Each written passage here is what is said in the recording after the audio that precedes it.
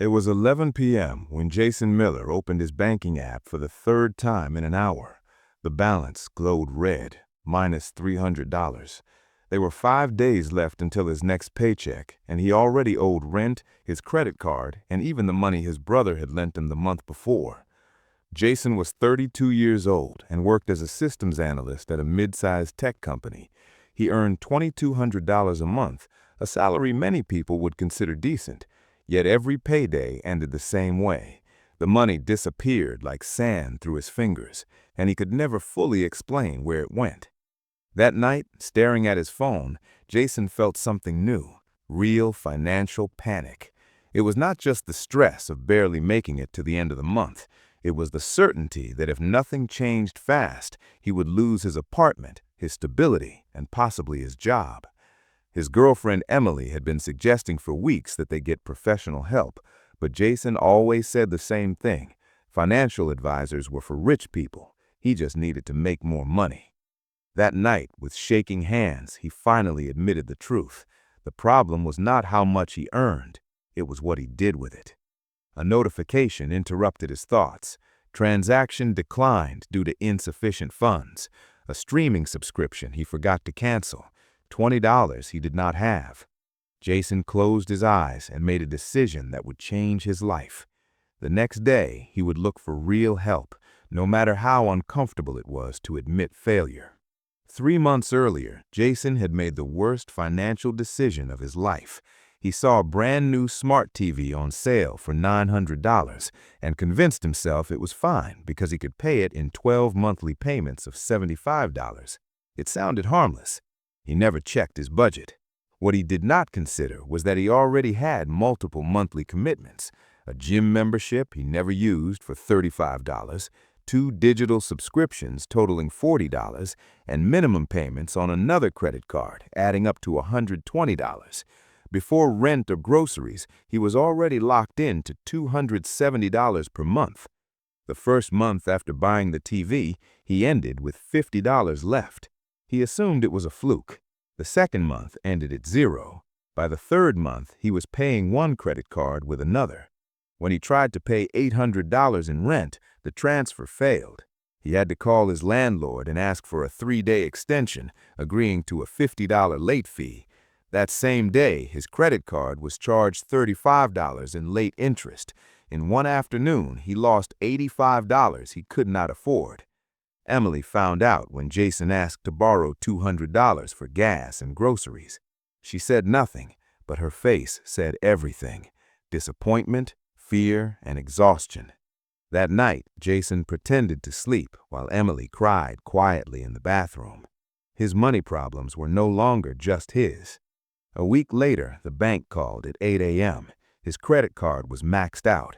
He owed $1,800 at 28% annual interest. If he did not pay $300 within 5 days, the debt would be reported and his credit score would be damaged for years. That same afternoon, his brother Mark came by. He wanted the $600 he had lent Jason for a supposed medical emergency that never happened. Mark didn't yell. He simply said his daughter needed school supplies. Jason had nothing to give him. That night, sitting on the couch in front of the TV that cost him $75 a month, Jason wrote everything down. Total debt, $2,600. Minimum monthly payments, $450. After rent and utilities, he had about $300 left for food, transportation, and emergencies. The stress was destroying him. He lost weight, slept 4 hours a night, started making mistakes at work. His manager pulled him aside and asked if everything was okay. Jason lied, but he knew his job was at risk. Emily finally gave him an ultimatum. She showed him a smaller apartment she found for $500 a month and told him that if he didn't get professional help immediately, she would move out. She couldn't live on this financial roller coaster anymore. Jason hit rock bottom. The following Monday, he searched online for how to get out of debt fast and found a video by a financial advisor named Robert Hayes. The title sounded impossible: the 30-minute bi-weekly method. Jason almost closed it, assuming it was another internet scam, but something about Robert's calm and honest tone made him keep watching. Robert shared a harsh statistic. According to the U.S. Federal Reserve, 63% of Americans cannot cover a $500 emergency without going into debt. The problem was not income, it was that people were never taught the most important rule of personal finance: decide where your money goes before you spend it. The method was simple. Every time you get paid, you spend 30 minutes assigning every dollar to a purpose, not tracking later, deciding up front, giving your money instructions. For the first time in months, Jason felt real hope. That Friday, he got paid $1,100. Before spending a single dollar, he sat down with Emily in a spreadsheet. Mandatory expenses for the next 15 days were clear. Rent, $400, utilities, $100, groceries, $200, transportation, $80, minimum debt payments, $225, total, $1,005. That left $95. He assigned every dollar. $50 to an emergency fund, $30 to entertainment, $15 to small, unexpected expenses. He created digital envelopes in his banking app. When one hit zero, spending stopped, no exceptions. The results shocked him. After 7 days, he had spent less than $40.